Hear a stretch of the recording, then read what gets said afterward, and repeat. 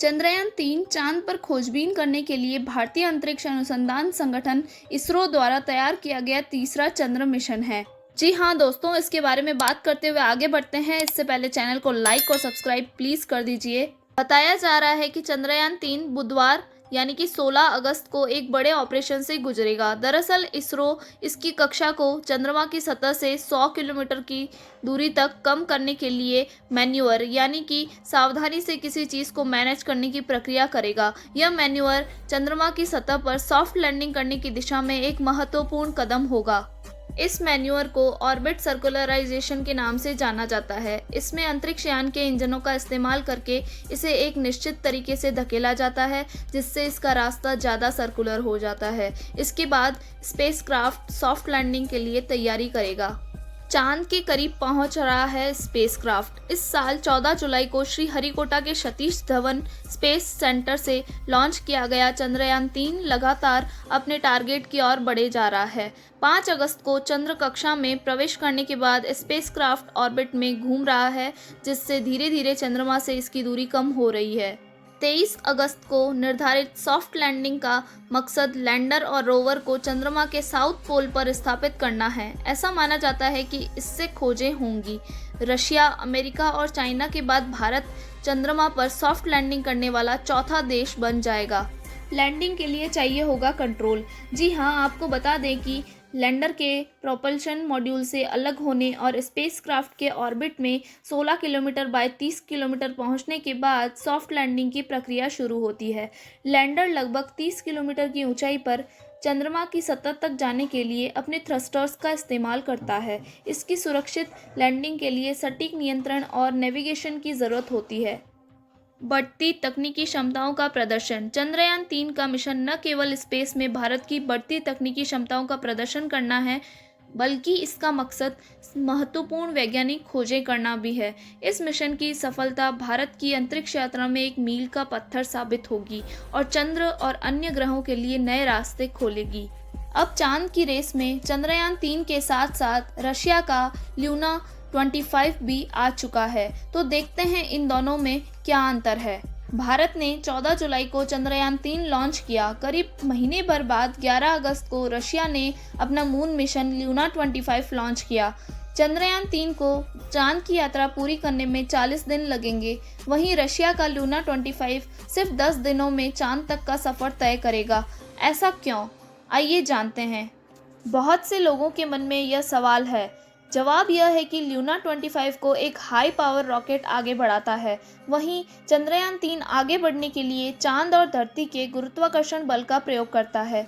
भारत और रशिया दोनों के मिशन का मकसद चंद्रमा के दक्षिणी ध्रुव पर सॉफ्ट लैंडिंग करना है। चांद की रेस में ल्यूना 25 खरगोश की रफ्तार से बढ़ रहा है। भले ही दोनों मून मिशन का लक्ष्य काफ़ी हद तक एक जैसा हो, मगर ल्यूना 25 और चंद्रयान-3 में काफ़ी अंतर है। आइए समझते हैं कि भारत और रशिया के ये महत्वाकांक्षी मून मिशन एक दूसरे से किस तरह अलग हैं।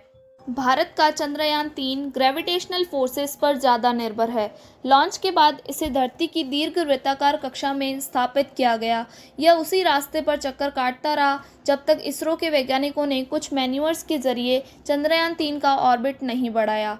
धीरे धीरे चंद्रयान-3 को धरती से दूर धकेला गया और फिर इसे चांद की कक्षा की ओर गाइड किया गया। चांद की कक्षा में पहुंचने के बाद ठीक उसी तरह अब धीरे धीरे चंद्रयान-3 को चांद की ओर धकेला जा रहा है। भारत ने पहले के चंद्रमा मिशनों चंद्रयान-1 जो कि 2008 में और चंद्रयान-2 2019 में भी यही तरीका अपनाया था। ल्यूना 25 में हाई पावर रॉकेट लगा है जो ज़्यादा ईंधन ले जा सकता है। रशिया ने इसमें सोयूज 2.1 रॉकेट लगाया है। ये 46.3 मीटर लंबा है। 10.3 मीटर व्यास वाले इस रॉकेट का वजन 313 टन है। 4 चरणों के इस रॉकेट ने ल्यूना 25 लैंडर को धरती के बाहर एक गोलाकार कक्ष में छोड़ दिया। यह इसे चांद की सतह तक पहुंचाने के लिए पर्याप्त ताकत देता है। सोयूज रॉकेट की वजह से ल्यूना 25 को धरती की कक्षा में इंतज़ार नहीं करना पड़ा। अब बात आती है कि ल्यूना 25 और चंद्रयान 3 दोनों में से चांद पर पहले कौन लैंडिंग करेगा। चंद्रयान 3 के चंद्रमा की सतह पर 23 अगस्त 2023 को सॉफ्ट लैंडिंग करने की उम्मीद है। रशिया का स्पेसक्राफ्ट ल्यूना 25 उससे 2 दिन पहले 21 अगस्त को चांद की सतह पर उतर सकता है।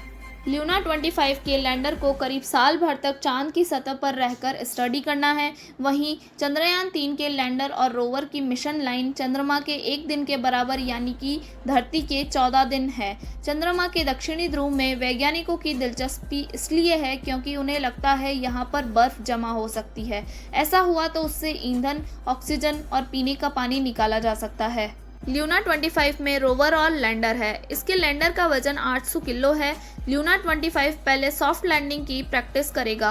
1976 के बाद रशिया ने अब मून पर यान भेजा है। सिर्फ 3 देश ही चंद्रमा पर सफलतापूर्वक उतरने में कामयाब रहे हैं, सोवियत संघ, अमेरिका और चाइना। भारत और रशिया का टारगेट चंद्रमा के दक्षिणी ध्रुव पर सबसे पहले उतरने का है। 1976 में लॉन्च किया गया ल्यूना 24 चांद की करीब 170 ग्राम मिट्टी लेकर सुरक्षित पृथ्वी पर वापस लौटा था। अंतरिक्ष विज्ञानी व्लादिमीर सार्डिन का कहना है कि ल्यूना 25 मिशन की सफलता की संभावना 50% है। दोस्तों कमेंट करके बताइए कि ल्यूना 25 और चंद्रयान 3 में से सबसे पहले चांद पर लैंडिंग कौन करेगा। साथ ही चैनल को लाइक और सब्सक्राइब कर दीजिए। Thank you.